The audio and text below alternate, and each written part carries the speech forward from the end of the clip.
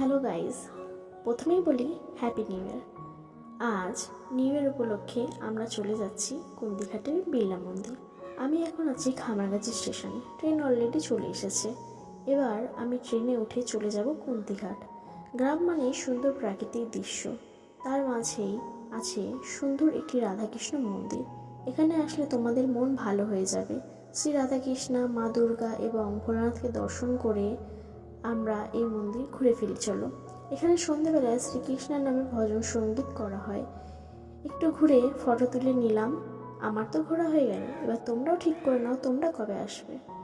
চলো আজকের মতো বাড়ি যাওয়া যাক। টাটা বন্ধুরা, সবাই ভালো থেকো, সুস্থ থেকো। নতুন বছর তোমাদের সবার ভালো কাটুক।